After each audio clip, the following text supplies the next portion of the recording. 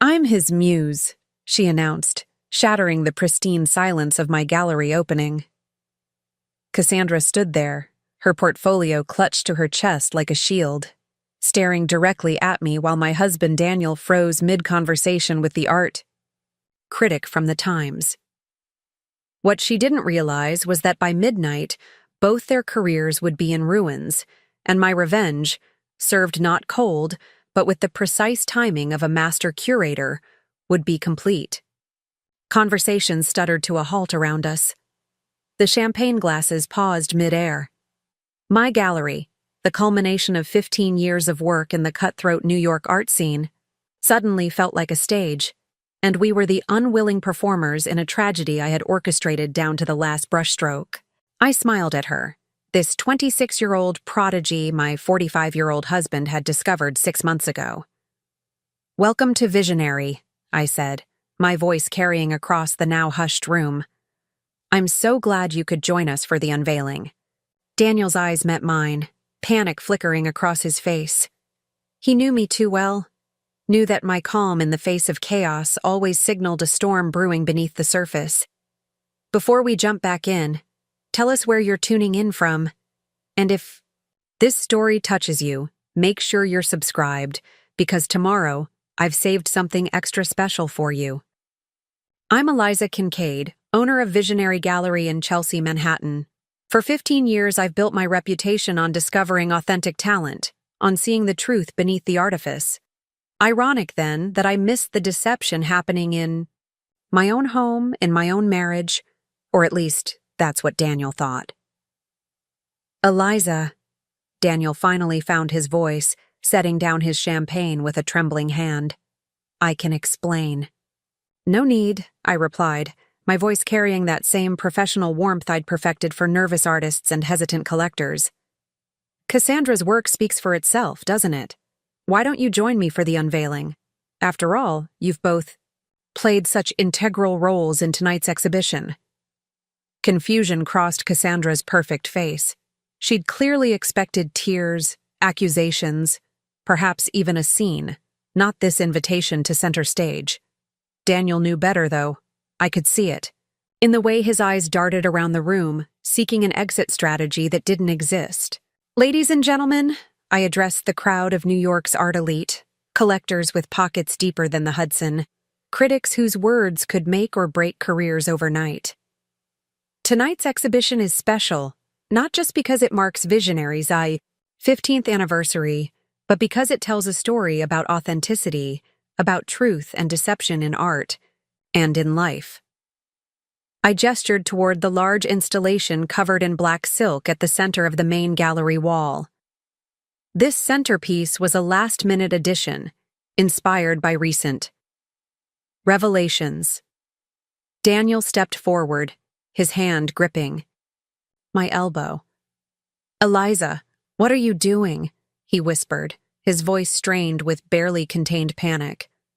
I gently removed his hand. "Curating," I whispered back, before addressing the crowd again. "Art is about truth, even when that truth is uncomfortable. For 15 years, I've built Visionary on that principle." The room was completely silent now, the typical gallery murmurs extinguished by the tension thickening the air. I moved toward the draped centerpiece, my heels clicking decisively on the polished concrete floor. "As many of you know, my husband, Daniel, has been representing an exciting new talent," I continued, gesturing toward Cassandra, who stood frozen near the entrance, uncertainty replacing her earlier bravado. Cassandra Vale's expressionist portraits have taken the downtown scene by storm. Her raw emotion, her authenticity, has captivated collectors and critics alike. I paused, letting my gaze sweep across the room. Marcel Chen from Art Forum was already recording discreetly on his phone. Good. I wanted witnesses. "Authenticity in art is everything," I said, reaching for the edge of the black silk. "Without it, we're just trading in beautiful lies." With one smooth motion, I pulled the silk away, revealing not one canvas, but a grid of them, 20 identical pieces, each seemingly a Cassandra Vale original, with her distinctive brushwork and color palette. But amid them, like a revelation, hung photos and documents, evidence I'd spent 6 months collecting. A gasp rippled through the crowd as understanding dawned. The paintings were forgeries, perfect replicas of Cassandra's style, but created by a master forger whose signed confession was now on display for all to see. Beside them hung emails between Daniel and the forger, bank transfers, and most damning of all, the original works by an unknown Vietnamese artist whose style Cassandra had stolen entirely. "What I'm exhibiting tonight is the anatomy of fraud," I announced, as flashbulbs began to pop around the room. How a gallery owner and his protege built a career on stolen work, artificial scarcity, and the manufactured backstory of a young artist's unique vision. Cassandra's portfolio slipped from her fingers, pages of stolen concepts scattering across the floor. "You can't prove anything," she stammered, but her eyes told a different story as they darted frantically around the room. Daniel lunged toward the display. "This is slander," he hissed, reaching for the documented evidence of his betrayal, both professional and personal. "I wouldn't," I said quietly, nodding toward the security guards who had moved to block his access. "Those are copies anyway. The originals are with my lawyer, the FBI's art crime team, and the major auction houses. By morning, both your reputations will be radioactive in the art world." The room had erupted in chaos now, critics furiously taking notes, collectors checking their phones to see if they owned any of the fraudulent works, gallery owners whispering frantically among themselves about the implications. I turned to face them both, lowering my voice so only they could hear. "Did you really think I wouldn't notice? I've been authenticating art for 20 years.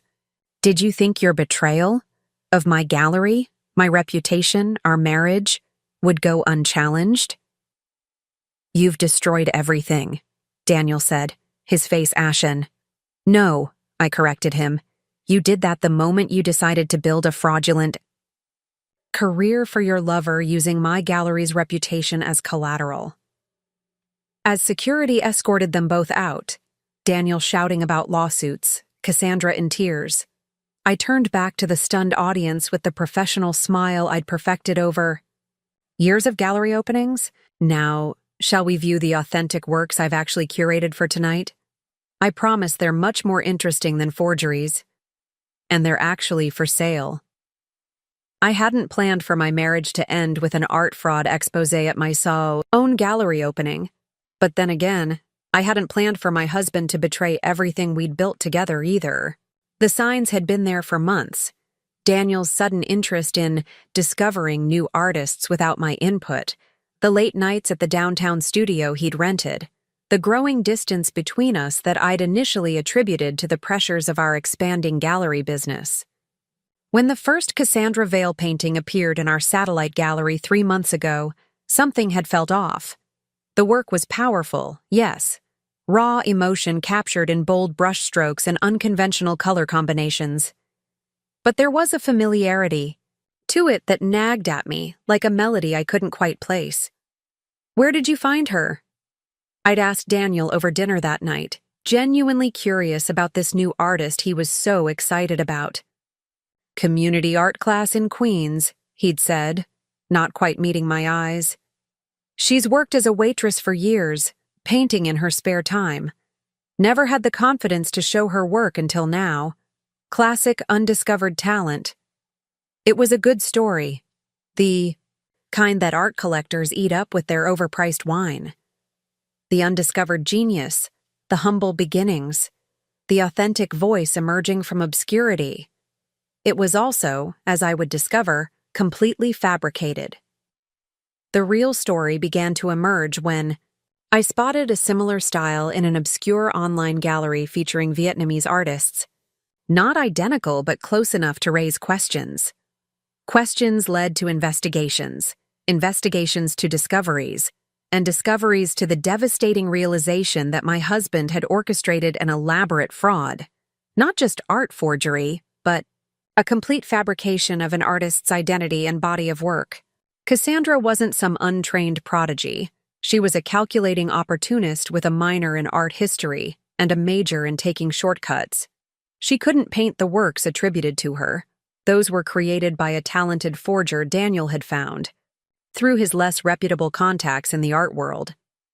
Her role was to be the face, the story, the authentic voice that collectors would pay premium prices to own. And Daniel? He was the mastermind, the manager, the lover who saw in Cassandra not just a bed partner, but a pathway to independence from the gallery, and the wife that had made his career possible. I discovered their affair almost by accident, dropping by the downtown studio unannounced with lunch one day. The studio was empty of artwork. Everything had been moved out the day before for a private showing, but not empty of evidence. Cassandra's lipstick on a wine glass. Daniel's watch on the bedside table of the small apartment attached to the workspace. A sketchbook filled not with preliminary drawings, but with notes about their plans, how they would gradually establish Cassandra's reputation, how they would leverage my gallery's credibility, how they would eventually break away to start their own venture once she was established. I left without letting them know I'd been there. Preparing and narrating this story took us a lot of time, so if you are enjoying it, subscribe to our channel. It means a lot to us. Now back to the story. The uneaten lunch abandoned on the studio workbench. That night, when Daniel came home late smelling of her perfume, I greeted him with a smile and questions about the private showing.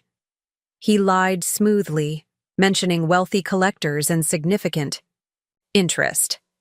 I smiled and nodded, already formulating my response. Not a confrontation, but a reckoning. Not an emotional outburst, but a meticulously planned unveiling of their deception, timed for maximum impact. It took me 3 months to gather everything I needed. The connections between Cassandra's supposed original works and the Vietnamese artist she was copying, the evidence of the forger Daniel had hired, the paper trail of money and deception. I worked silently, maintained my routine, gave them no reason to suspect I knew anything, all while planning the most important curation of my career, the Gallery of Betrayal. The morning after the explosive gallery opening, I sat in my sunlit kitchen sipping coffee and watching the story unfold across the art world. My phone hadn't stopped buzzing since dawn.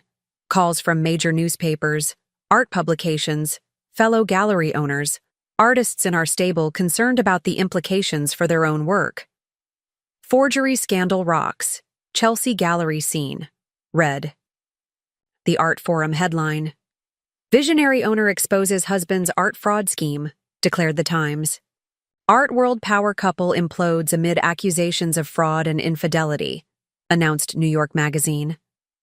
I set down my phone and gazed out at the Manhattan skyline from our, now my, Tribeca penthouse. Daniel hadn't come home last night. According to my sources, he was holed up in a midtown hotel, fielding frantic calls from lawyers and the collectors who had already purchased Cassandra's fraudulent works.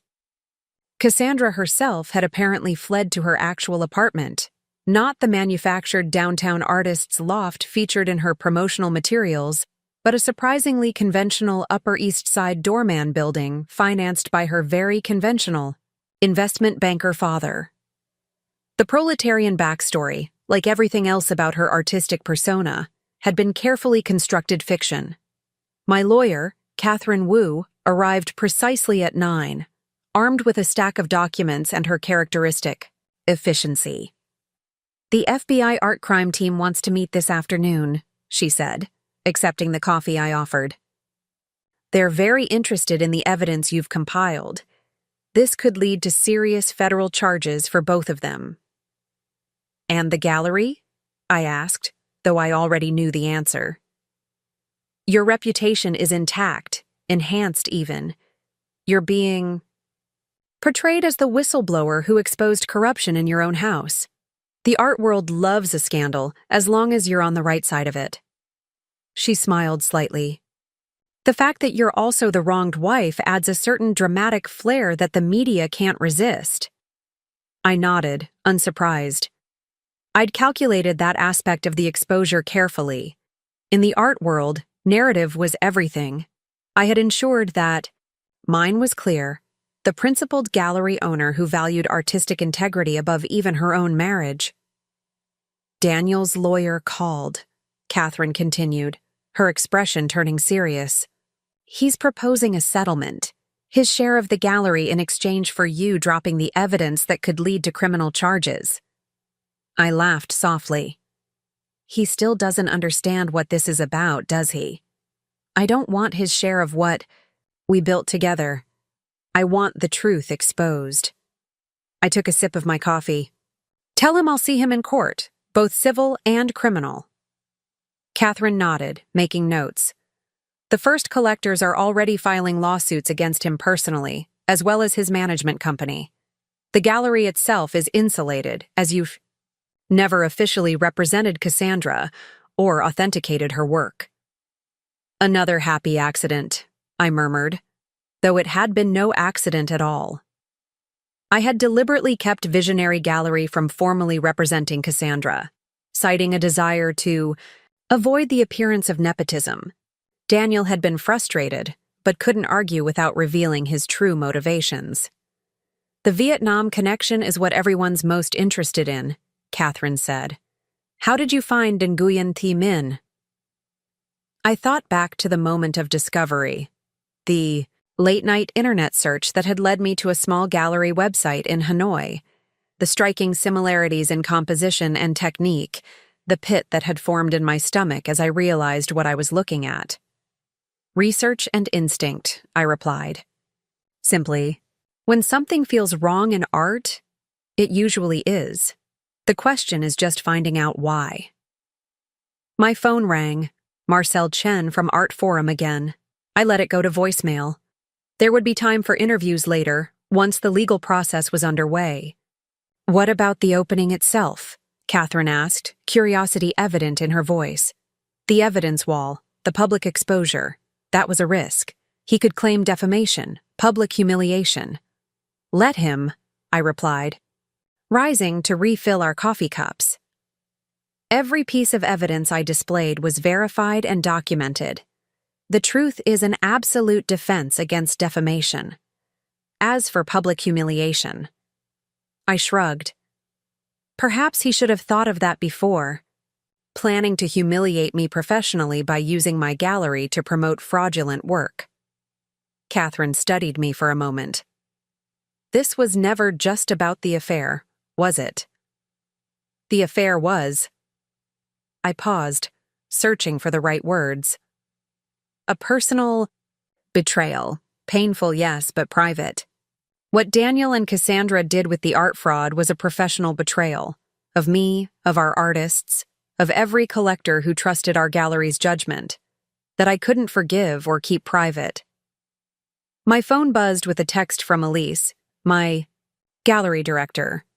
The Times critic just called the Nguyen Thi Minh pieces we've acquired the most important discovery of genuine talent this season. Ironic timing. Also, waiting list for her work is already 20 collectors deep. I smiled slightly.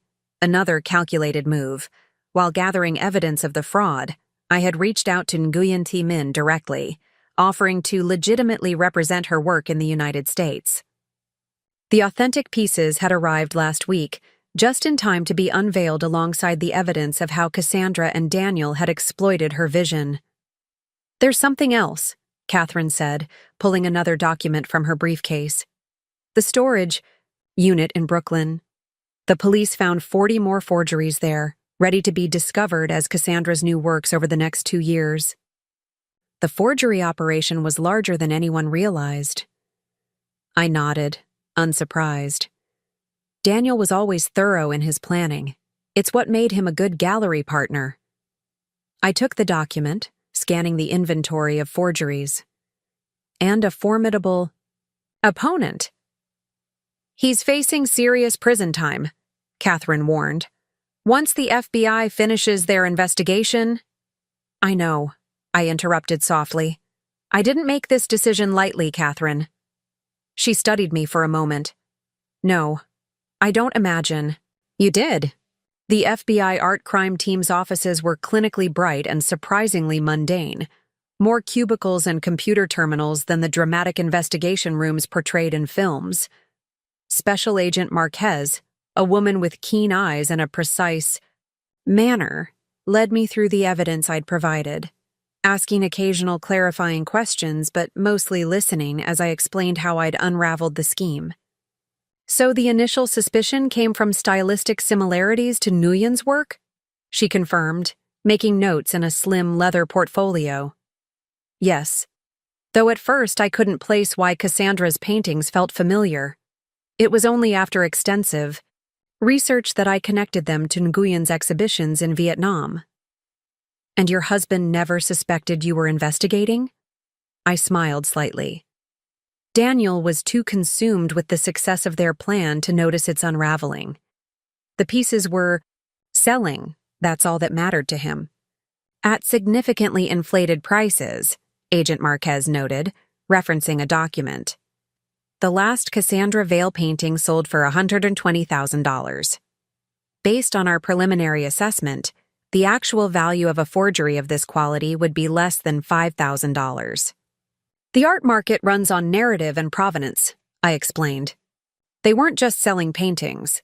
They were selling the story of an undiscovered prodigy with raw, authentic talent. The visionary gallery connection lent credibility that allowed them to command those prices. Your credibility, she said. Pointedly. Yes, my credibility. Built over 15 years of genuine authentication and curation. Agent Marquez nodded, closing her portfolio. We'll need you to testify when this goes to trial, both against your husband and Ms. Vale. I understand. This kind of testimony can be difficult against family members. Are you prepared for that? I met her gaze steadily. Agent Marquez, when I discovered what they were doing, I had two choices: protect my husband and become complicit in fraud, or protect my professional integrity and the trust collector's place in my gallery. It wasn't really a choice at all. She studied me for a moment, then nodded. We'll be in touch as the case progresses. In the meantime, try to avoid discussing specifics with the press. As I left the federal building, my phone buzzed with another text from Elise. Daniel just showed up at the gallery demanding access to his office. Security turned him away per your instructions. He's threatening legal action. I typed back quickly. Call Frank. My lawyer would handle it. Daniel no longer had any legal right to enter the gallery premises. Not since I'd dissolved our business partnership in paperwork filed carefully at 9:01 a.m. the morning after the opening. A text from an unknown number appeared. You've made a serious mistake. We need to talk. C. Cassandra. I deleted the message without responding. There was nothing to discuss. Every statement I'd made was backed by evidence, every accusation supported by documentation. Their threats were as empty as their artistic integrity. By the time I reached the gallery, a small group of photographers had gathered outside. News traveled fast in the art world, and a scandal of this magnitude was irresistible. I straightened my shoulders and approached the entrance, ignoring the shouted questions and camera clicks. Inside, the gallery was surprisingly busy for a Tuesday afternoon. Collectors and curators moved through the space, some genuinely interested in the art, others clearly there to witness the aftermath of scandal firsthand. The evidence wall from the opening had been replaced with Nguyen Thi Minh's authentic works, vibrant, emotional pieces that shared some stylistic elements with the forgeries but possessed a depth and originality the copies could never capture. Elise met me at my office door, dark circles under her eyes suggesting she'd had even less sleep than I had. The police collected the last of the documentation an hour ago, she reported, and we've had 17 interview requests since morning, including a primetime segment with Channel 4. Decline them all for now, I instructed, setting down my bag. We focus on the gallery and the artists who've been with us loyally. This isn't about media attention. Except it is, Elise countered gently. Right now, you're positioned as the champion of artistic integrity. That narrative could change quickly if Daniel gets his version out first. I considered this, recognizing the wisdom in her concern. The art world loved to build people up only to tear them down again. Today, I was the principled gallery owner exposing fraud. Tomorrow, I could be portrayed as the vindictive wife using her position to destroy her husband's career. Set up the Channel 4 interview, I conceded. But only that one, and only to discuss the importance of authenticity in art. This isn't about my marriage. Elise nodded, clearly relieved. There's something else. 3 of Cassandra's collectors are in the main gallery. They want to discuss authentication and restitution. I sighed. This would be the first of many such conversations. Wealthy, powerful, people who'd been duped into buying forgeries, now facing both financial loss and public embarrassment.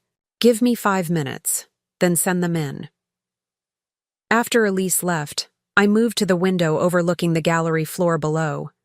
Visitors moved through the space, pausing before paintings and sculptures, engaging in quiet conversation. From this distance, it looked like any normal day at Visionary, the business of art appreciation continuing despite the human drama that had unfolded within these walls. My phone buzzed with another message, this one from Daniel. You've made your point. Now let's discuss a reasonable resolution before both our reputations are completely destroyed. I almost laughed at his presumption that this was a negotiating tactic, that I was just making a point, that his reputation wasn't already in shambles. Even now, he didn't understand the fundamental difference between us. I valued truth above comfort, integrity above relationship. It was why I'd succeeded in the art world where so many failed. I deleted his message just as Elise returned with the collectors, a hedge fund manager and his wife who'd purchased 2 Cassandra Vale paintings for their Southampton home, and a young tech entrepreneur who'd acquired one for his corporate headquarters as an investment. Mrs. Kincaid, the hedge fund manager began, his tone carefully modulated between respect and demand. I believe we find ourselves in an unusual situation. Indeed, I agreed, gesturing for them to sit, though not one of my creation. We purchased these works through your gallery, his wife interjected, her diamond bracelet catching the light as she gestured emphatically. No, I corrected gently. You purchased them through Daniel Kincaid Art Management, which operated independently from Visionary Gallery, as I'm sure your lawyers have already confirmed from the sales documentation. The tech entrepreneur leaned forward. Regardless of the technical arrangement, these purchases were made based on the reputation of Visionary Gallery. Your reputation. I understand your frustration, I said, maintaining a calm, professional tone. And while I'm not legally responsible for these sales, I am prepared to offer authentication services for any works you've acquired through my husband's management company. For pieces confirmed as forgeries, I can also provide expert testimony for your insurance claims or legal proceedings. That's it? The hedge fund manager asked incredulously. No restitution? No exchange? I can't offer financial restitution for transactions I wasn't party to, I explained. However, I am offering my professional services to help you recover your investments through proper legal channels. They left unsatisfied but somewhat mollified by my offer of expert testimony, which they would need for both insurance claims and lawsuits against Daniel. As Elise showed them out, my phone rang again. Daniel. After a moment's hesitation, I answered. Eliza. His voice was strained, lacking its usual confident tone. This has gone far enough. I disagree, I replied coolly. From the FBI's perspective, it's just beginning. Do you really want to see me in prison? A note of disbelief colored his words. After 15 years of marriage? What I wanted was a husband who respected me enough not to use my professional reputation to legitimize fraud. What I wanted was a business partner who understood that art is about truth, not deception.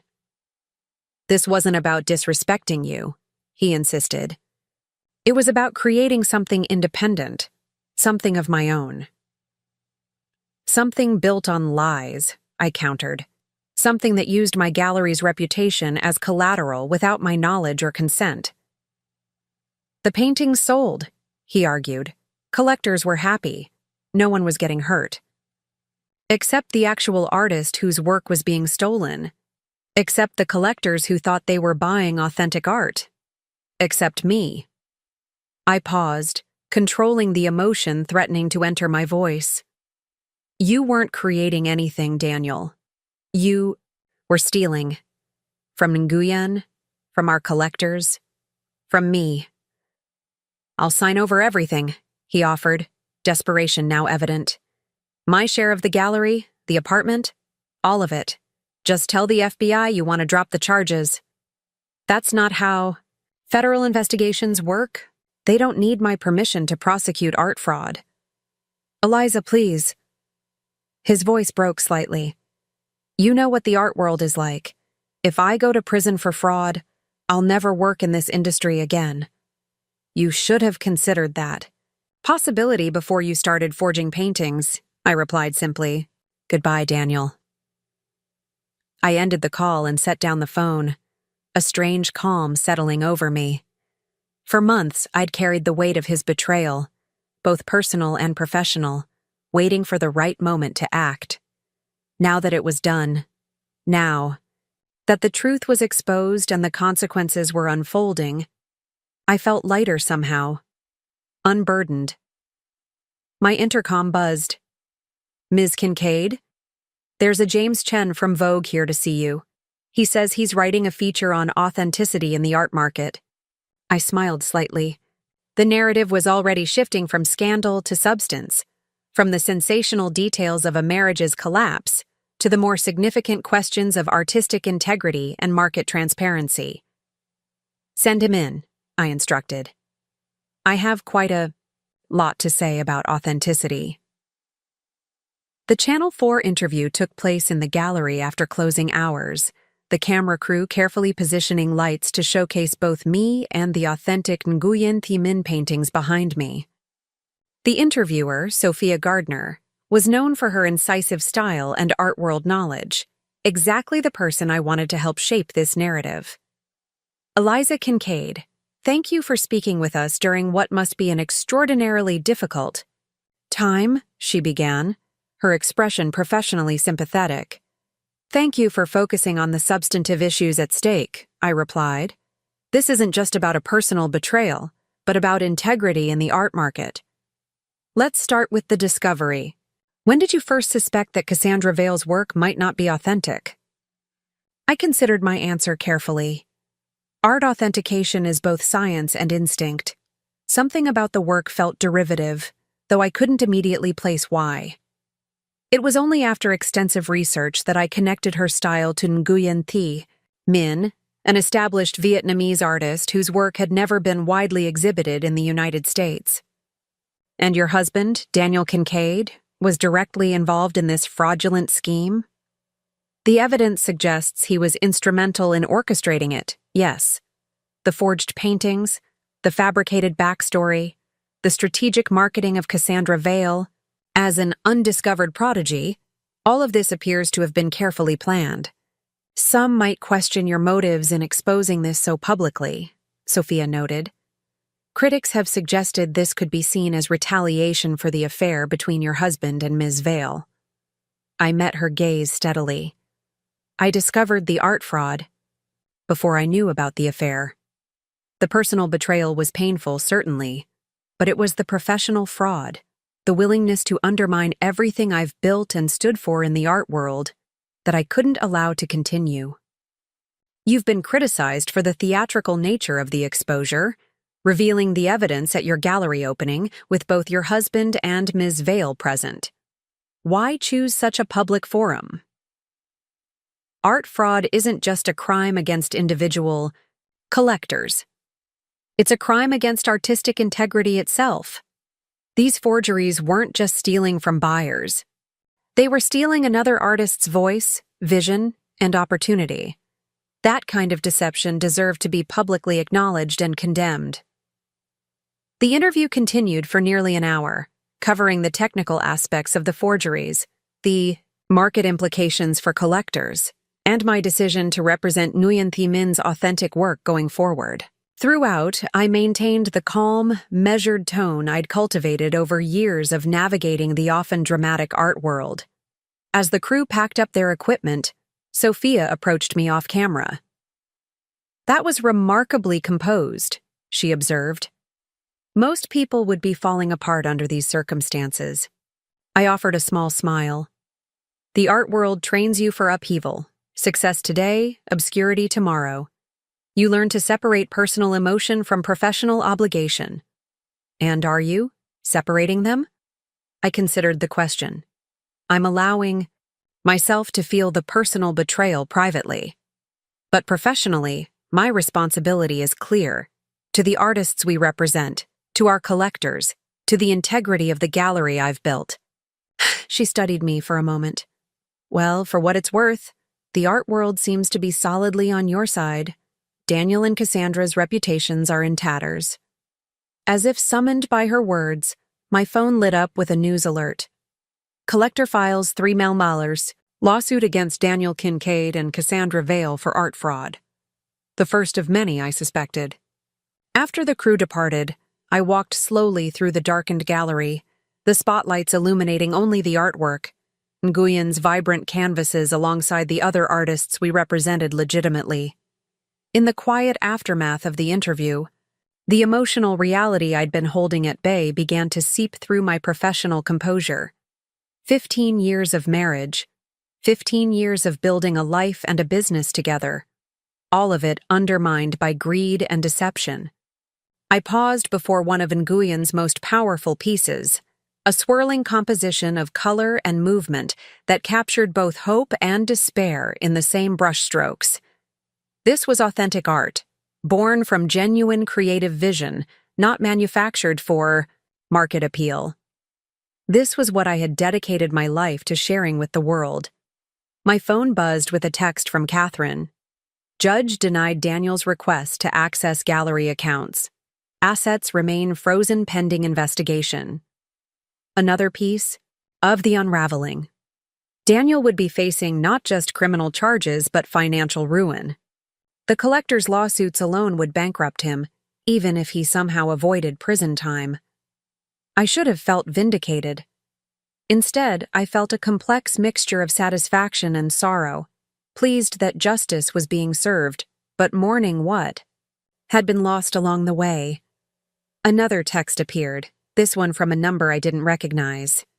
"It wasn't supposed to end like this. I never meant to hurt you. D." A new phone number. He must have guessed I'd blocked his old one. For a moment I considered responding, asking him when the deception had begun, whether any part of our relationship had been genuine, how he had justified using my reputation to legitimize fraud. Instead, I blocked this number too. The time. For those conversations had passed the moment he decided that my professional integrity was an acceptable casualty of his ambition. Tomorrow would bring new challenges. More collectors seeking restitution, more press inquiries, the continuing FBI investigation. But tonight, in the quiet gallery surrounded by authentic art, I allowed myself to acknowledge what had been destroyed, and what remained. My marriage was over. My professional reputation was not just intact, but enhanced. The gallery would continue, stronger for having demonstrated its commitment to artistic integrity even at personal cost. As I finally left the gallery, locking the door behind me, a light rain had begun to fall, softening the harsh edges of the city. I stood for a moment on the sidewalk, looking back at the illuminated visionary sign above the entrance. Vision. The ability to see clearly what others miss. It had made me successful in art authentication and ultimately saved me from being another casualty of Daniel's deception. I hailed a taxi and gave the driver my address, watching the gallery recede through the rain-streaked window. Tomorrow would be soon enough to continue building from the ashes of betrayal. Tonight, I would allow myself to mourn what had been lost, and to recognize that in exposing the truth, I had remained true to myself. 6 months later, I stood in the expanded Visionary Gallery space, overseeing the final preparations for our most ambitious exhibition yet, Authentic Voices, A Global Perspective. The show featured works from artists across 5 continents, including 6 powerful new pieces from Nguyen Thi Minh, who had flown in from Hanoi for the opening. The gallery had not just survived the scandal, it had thrived. Our commitment to authenticity had resonated in an art world increasingly concerned about provenance and legitimacy. New collectors had sought us out specifically because of our stance against fraud, and existing clients had deepened their relationships with the gallery. "The lighting on the southeast wall needs adjustment," I instructed one of the technicians. "Nguyen's work requires more warmth to bring out the undertones." As he moved to make the correction, Elise approached with her tablet in hand. Final. Confirmation from the Times critic. She'll be attending tonight. Also, the Museum of Modern Art curator wants to discuss acquiring 2 pieces for their permanent collection. I nodded, pleased but not surprised. Nguyen's work had captivated the American art scene since its authentic introduction. Her unique perspective, blending traditional Vietnamese influences with contemporary expressionism, offered something genuinely new in a market often saturated with derivative works. "Has Nguyen's flight arrived?" I asked, checking my watch. "Her car just left JFK. She should be at the hotel within the hour." My phone buzzed with a news alert, something I'd become accustomed to over the past months as the legal proceedings against Daniel and Cassandra had unfolded in both criminal and civil courts. Art fraud case results in guilty plea. Daniel Kincaid faces up to 20 years. I set down the phone, a complex mixture of emotions washing over me. Finally, after months of legal maneuvering and delays, Daniel had accepted the inevitable. According to the article, he had agreed to plead guilty to multiple counts of art fraud, wire fraud, and conspiracy in exchange for his testimony against the network of forgers and corrupt dealers who had supplied the fake Cassandra Veil paintings. "Eliza?" Elise's voice pulled me from my thoughts. "Are you all right?" "Yes," I replied, straightening my shoulders. "Just processing. The exhibition takes precedence tonight." She studied me for a moment, then nodded. "I'll make sure everything's perfect." As she walked away, I moved through the gallery space, making small adjustments to placement and lighting. The work was a welcome distraction from the news. Tonight wasn't about Daniel or the fraud or the collapse of my marriage. It was about celebrating authentic artistic vision, exactly what Visionary Gallery had always stood for. By the time Nguyen Thi Minh arrived at the gallery for the pre-opening walkthrough, I had compartmentalized the morning's news into a distant corner of my mind. The Vietnamese artist was a small woman with penetrating eyes and a quiet confidence that belied her international stature.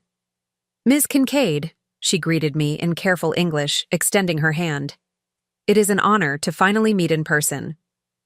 "The honor is mine," I replied sincerely. "Your work deserves this recognition, and much more." As we walked through the exhibition, discussing placement and lighting, I was struck by the irony of our situation. Had Daniel and Cassandra never attempted their fraud, I might never have discovered Nguyen's work. Their deception had inadvertently led to authentic recognition for the very artist they had exploited. "You have created something very special here," Nguyen observed as we completed the tour. "Not just an exhibition, but a statement about truth in art." That was the intention, I acknowledged. After everything that happened, it seemed important to reaffirm what Visionary stands for. She paused before one of her largest canvases, a swirling composition that seemed to capture both joy and sorrow in the same brushstrokes. "In Vietnam, we have a saying, 'Truth has a certain smell that cannot be disguised.' You smelled the truth even when others tried to hide it." I smiled at the apt metaphor. My professional reputation was built on authentication, determining what's genuine and what's forgery. I suppose it was inevitable that I would apply those same standards to my personal life eventually. And this Daniel, your husband who helped steal my work, he faces prison now? Yes, he accepted a plea deal this morning, up to 20 years, though he'll likely serve less in exchange for his cooperation. Nguyen nodded, seeming satisfied. Not for my sake, I have found greater recognition through this strange path, but for the principle. Art must come from truth, not deception.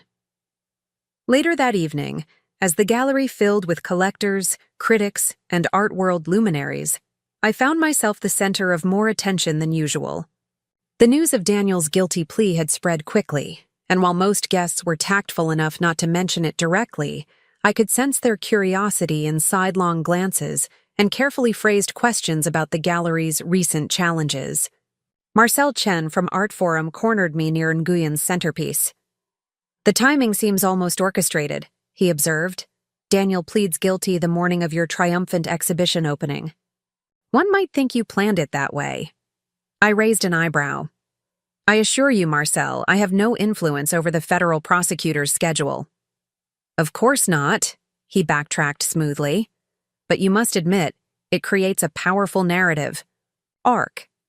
The fraudster confesses as the authentic artist is celebrated." "If there's a narrative here, it's one about consequences," I replied. "Actions have them. Daniels are catching up to him, while Visionary continues to focus on what we've always valued: authentic artistic expression." The exhibition was a resounding success. By midnight, most of Nguyen's pieces had sold to prominent collectors, and the critical response was overwhelmingly positive. As the last guests departed, I found myself alone with Elise and a glass of champagne, surveying the gallery. "Two authentic voices," Elise proposed, raising her glass. "And two unexpected new beginnings," I added, thinking of how different my life looked now from a year ago. The dissolution of my marriage had been painful, but from that ending had come unexpected opportunities, not just professionally with Nguyen's work, but personally as well. I had rediscovered parts of myself that had been subsumed in my marriage to Daniel: my passion for traveling to discover new artists, my willingness to take risks on unconventional work, my desire to use the gallery as a platform for voices that might otherwise go unheard. Without the constraints of Daniel's more commercial sensibilities, Visionary had evolved into something closer to my original vision. The Times critic called it a defining exhibition for post-scandal Visionary, Elise noted, checking her phone. "He specifically mentions how you've transformed personal betrayal into a powerful curatorial statement about authenticity." I smiled slightly. "Not quite what I intended, but I'll take it." "Are you going to visit him?" Elise asked after a moment, the question hanging between us. We both knew who him was. "No," I replied simply. "There's nothing left to say that hasn't been said through lawyers and court documents." "Closure doesn't always come from conversation," she agreed. "Sometimes it comes from just moving forward." And I had moved forward. The gallery was thriving. The expanded Chelsea space was already proving too small for our ambitions, and we were considering a second location in the emerging Hudson Yards area. I had recently closed on a new apartment in Tribeca, smaller than the penthouse I'd shared with Daniel, but more reflective of my personal aesthetic.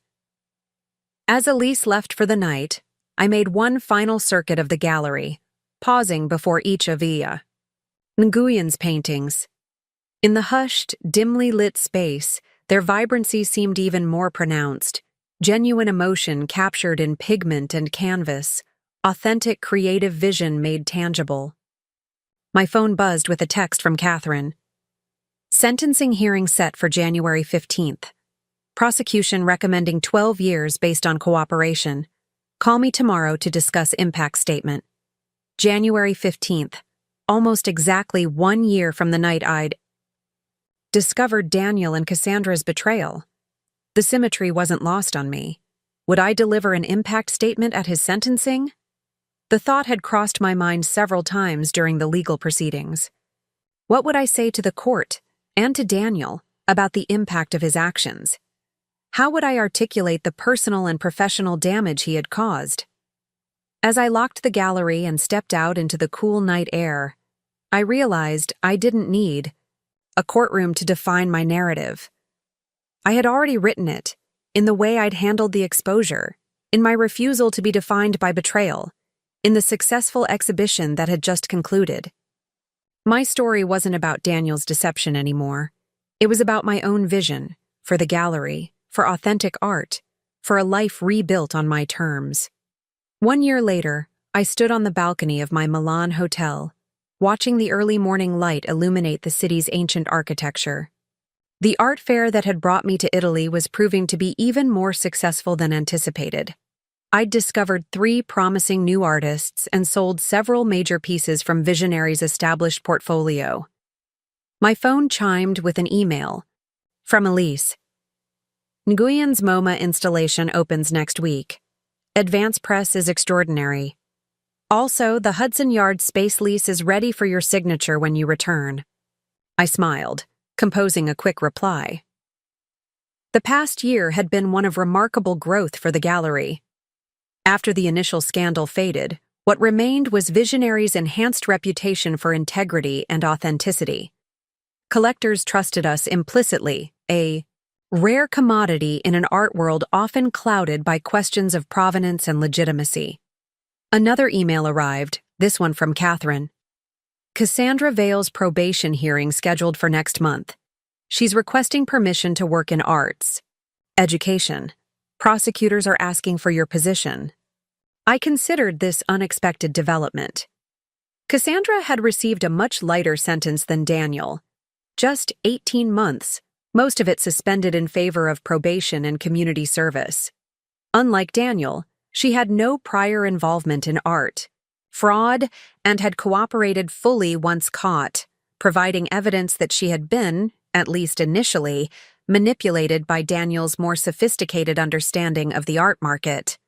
The last time I'd seen her was across a courtroom during Daniel's sentencing hearing. She had looked diminished somehow. The confident artist persona stripped away to reveal a young woman who had made terrible choices in pursuit of shortcuts to success. After a moment's reflection, I typed, "No objection to arts education work, provided it doesn't involve authentication or valuation. Everyone deserves a second chance to contribute positively." I set down the phone and returned my attention to the Milan skyline.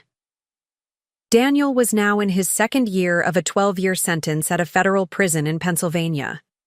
I had not visited, had not corresponded, had not engaged in any way beyond the minimum required for finalizing our divorce and the dissolution of our business interests. Sometimes, when a major success occurred at the gallery, or when I discovered a particularly exciting new artist, I would momentarily think of sharing the news with him. A reflexive impulse born of 15 years of partnership. But those moments grew increasingly rare as new patterns and relationships formed in my life. I had dated occasionally, though nothing serious had developed. My focus remained on the gallery's expansion and on my renewed passion for discovering authentic artistic voices around the world. This trip to Milan was part of an extended European tour.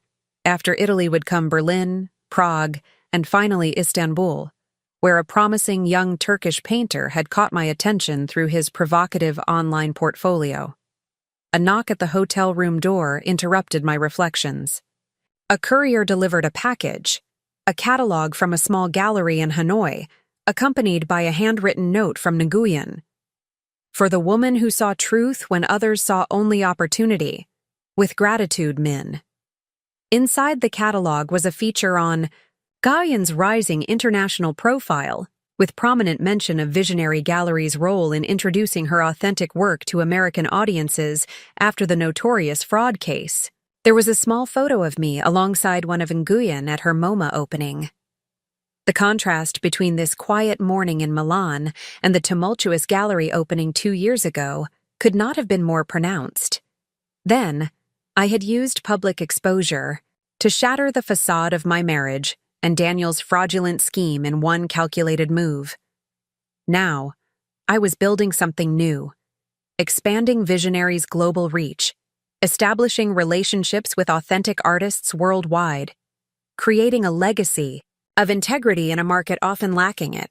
My phone rang. Marcel Chen again. Despite his occasional tendency toward sensationalism, the art forum critic had become something of an ally in the aftermath of the scandal. "Eliza, how's Milan treating you?" he asked without preamble when I answered, "Beautifully. The light here makes even mediocre art look transcendent." He laughed. "Found anything worth bringing back to New York?" "A few promising possibilities. You'll have to wait for the fall exhibition to see." "Actually, that's why I'm calling. I'm working on a feature about galleries that have successfully reinvented themselves after major setbacks. Visionary is, obviously, the prime example." I hesitated. While the gallery had moved beyond the scandal, I remained cautious about revisiting it in the press. "What's your angle, Marcel?" "Redemption through authenticity. How your insistence on artistic integrity not only saved Visionary but propelled it to new heights." He paused. "It's a positive piece, Eliza, about resilience and reinvention, not scandal." I considered his proposal. Perhaps it was time to reshape the narrative completely, to acknowledge the past without allowing it to define the gallery's future. "Send me the outline," I agreed finally.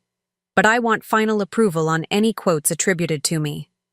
"Done," he said quickly, clearly pleased. "One more thing. Did you hear about Daniel's appeal being denied?" I hadn't. The legal proceedings had receded from my daily awareness as the gallery's new initiatives took precedence. No, I hadn't heard. It was announced yesterday. His legal team tried to argue that the valuation of the forgeries was inflated, which would have reduced his sentence. The circuit court wasn't having it.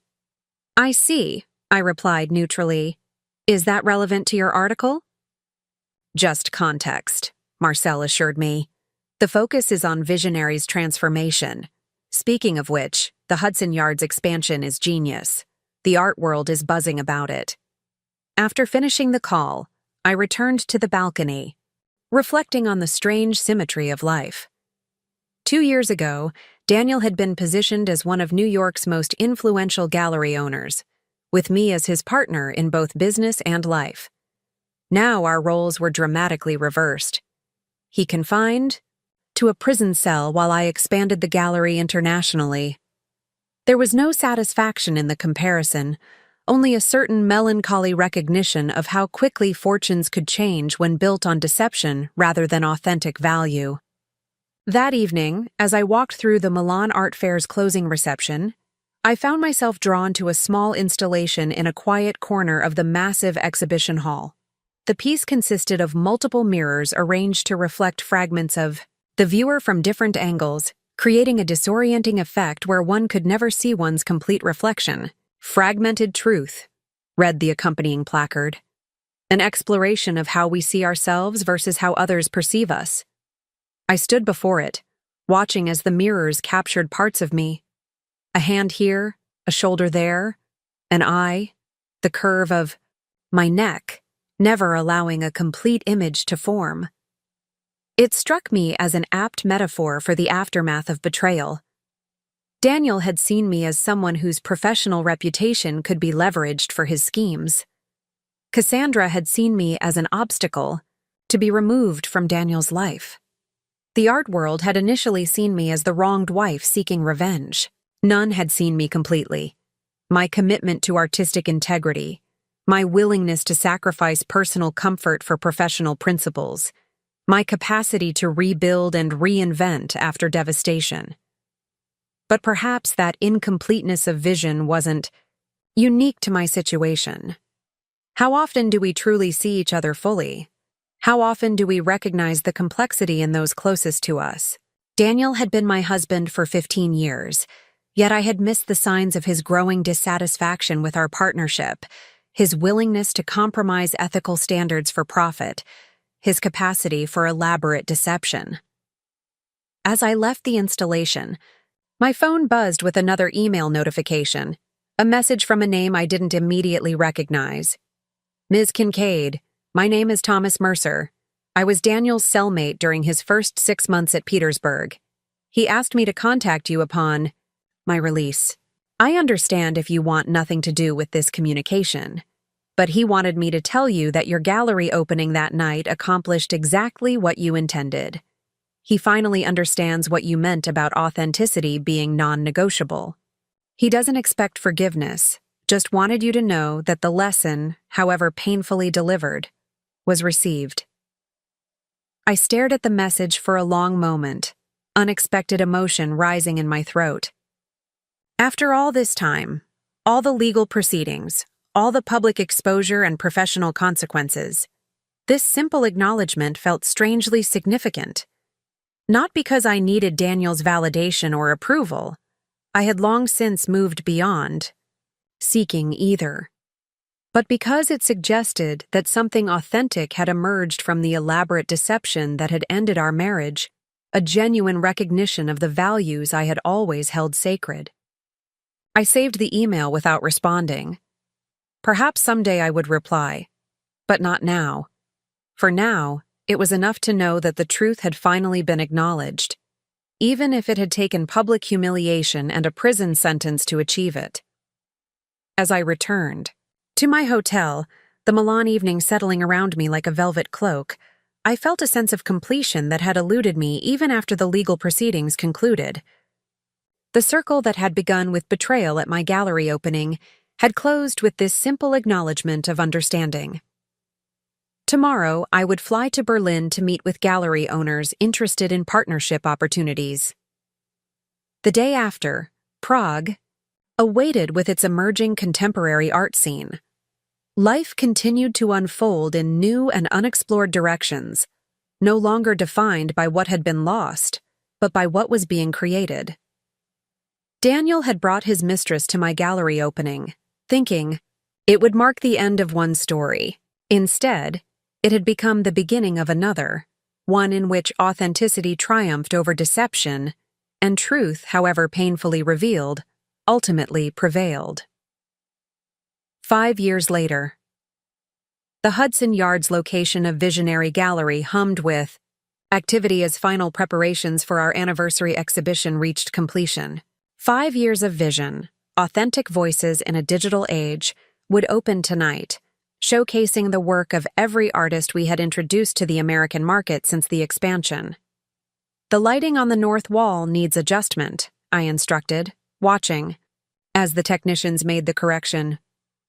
And let's move the Chen sculpture 2 feet to the left for better circulation flow. Elise, now my full partner in the gallery, nodded in agreement. Perfect. The Times photographer will be here at 4 to capture the installation before the opening. The past 5 years had transformed Visionary from a respected Chelsea gallery to an international presence in the art world. Beyond our 2 New York locations, we had established partnerships with galleries in Berlin, Istanbul, and most recently, Hanoi, where Nguyen Thi Minh had helped us create a residency program for emerging Southeast Asian artists. My phone buzzed with a message from our Berlin partner. Congratulations on 5 extraordinary years. Wish I could be there tonight. The Beckman paintings arrived safely. Exhibition preparations underway. I smiled, thinking of how naturally the expansion had unfolded once I embraced a truly global vision for the gallery. The betrayal that had seemed so devastating had ultimately freed me to pursue artistic connections I might never have explored, while navigating the compromises of my marriage to Daniel. Package for you, Elise said, handing me a small parcel that had arrived by courier. Looks like it's from Hanoi. Inside was a miniature painting no larger than my palm, one of Nguyen's distinctive landscapes, accompanied by a note. For the woman who taught me that sometimes exposure, however painful, leads to truth. With gratitude for 5 years of authentic vision. I placed the small painting on my desk, touched by the gesture. Nguyen had become not just our most successful artist, but a close friend and collaborator. The fraud that had initially connected us had evolved into a genuine creative partnership that had benefited us both immeasurably. "Have you seen the Times profile?" Elise asked, pulling up the article on her tablet. The headline read, "From Scandal to Standard Bearer, How Eliza." Kincaid's Visionary Gallery redefined authenticity in art. The article detailed our journey from the fraud exposure 5 years ago to our current position as one of the most trusted names in the international art market. There was a section about Daniel, now in the middle of his sentence, and his recent work teaching art history to fellow inmates. There was mention of Cassandra Vale, who had completed her probation and now worked with at-risk youth in a community arts program in Chicago under her real name.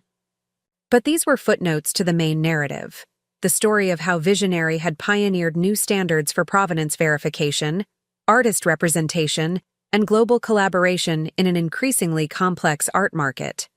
"They didn't mention your engagement," Elise noted with a slight smile. "I asked them not to," I replied, twisting the sapphire ring on my finger. "Some things deserve privacy." My relationship with Robert, a restoration expert I'd met during a museum collaboration 3 years ago, had developed slowly and cautiously. Unlike Daniel, he had no interest in the business side of art. His passion was purely for preservation and authenticity, for maintaining the integrity of creative works across centuries. Our engagement was recent, quiet, and entirely separate from the public narrative of Visionary Gallery. We had both been shaped by previous betrayals and had found in each other a shared commitment to transparency and truth. The final preparations for the opening continued around me as I retreated to my office to review the evening's speaking points. The exhibition would feature work from over 30 artists across 5 continents, each one selected not for market potential, but for authentic creative vision. A notification appeared on my computer screen, a news alert mentioning Daniel. I hesitated before clicking it, my instinct to maintain separation from his continuing story momentarily at war with natural curiosity. Former gallery owner Daniel Kincaid granted early release for good behavior and cooperation. I scanned the article quickly. After serving 7 years of his 12-year sentence, Daniel was being released next month. His cooperation with ongoing investigations into art fraud networks had been cited as a factor in the early release decision, along with his exemplary conduct and educational contributions within the prison system. There was a quote from him, his first public statement in years. "I accept full responsibility for the fraud I perpetrated and the trust I betrayed, both personally and professionally. The art world deserves better, and I hope my case serves as a cautionary tale about the non-negotiable importance of authenticity." I closed the article, surprised by my lack of emotional response. 5 years ago, news of his early release might have triggered anger or anxiety. Now, it felt like information about a distant acquaintance, relevant to my past, but disconnected from my present reality. Daniel's release would undoubtedly generate renewed media interest in the scandal, but Visionary had long since established its post-Daniel identity. Whatever he chose to do upon release, whether return to the art world in some capacity or pursue a completely different path, would have no bearing on the gallery's trajectory. "Eliza?" Elise appeared in the doorway. "The caterers need final approval on the placement for the reception." I followed her back into the main gallery space where the exhibition had taken its final form, a carefully curated journey through diverse artistic perspectives united by their authentic vision. Each piece represented a genuine creative voice. Each artist had been selected based on the integrity of their work, rather than market trends or commercial potential. This was what I had always wanted Visionary to be, before Daniel's commercial. Sensibilities had pulled us towards safer, more marketable choices. The betrayal that had seemed so devastating had ultimately freed me to pursue the pure curatorial vision I'd started with. "It's perfect," I told Elise, surveying the completed installation. Exactly what I envisioned. As the opening reception began that evening, I found myself surrounded by artists, collectors, and critics who had witnessed Visionary's transformation over the past 5 years. The gallery hummed with conversation and appreciation as guests moved from piece to piece, engaging with the diverse artistic expressions on display. Marcel Chen approached, champagne in hand. Extraordinary exhibition, Eliza. You've truly redefined what a contemporary gallery can be. Thank you, Marcel. That's high praise coming from Art Forum's most discerning critic. He smiled. I saw the news about Daniel. Any comment? Only that I wish him well, I replied honestly. The past is past. Remarkably gracious, considering everything. He studied me for a moment. You never published that impact statement at his sentencing. I always wondered what you would have said. I considered his implicit question. What would I have said? To Daniel, given the opportunity to articulate the impact of his betrayal. What words could have possibly captured the complex reality of deception, exposure, and ultimately, reinvention? I didn't need to make a statement, I told Marcel. The gallery's success speaks for itself. Later that night, as the last guests departed and the exhibition stood in silent completion, I took a final walk through the space. Each piece represented a connection forged in the aftermath of betrayal, artists I might never have discovered, had I remained in the comfortable but constraining partnership with Daniel. My phone buzzed with a message from Robert. Exhibition looks stunning in the Times photos. Can't wait to see it in person tomorrow. Proud of you. I smiled, typing back a quick reply before slipping the phone into my pocket. Tomorrow would bring new challenges, new opportunities, new authentic voices to discover and share. The story that had begun with such painful exposure at a gallery opening 5 years ago had evolved into something I could never have anticipated. A narrative, not of victimhood but of vision, not of betrayal but of authenticity reclaimed and amplified. Daniel had brought his mistress to my gallery opening, thinking it would end one story. Instead, it had become the catalyst for another, one in which truth, however painfully revealed, had ultimately set me free to create something more authentic than I had ever imagined possible. Up next, you've got 2 more standout stories right on your screen. If this one hit the mark, you won't want to pass these up. Just click and check them out.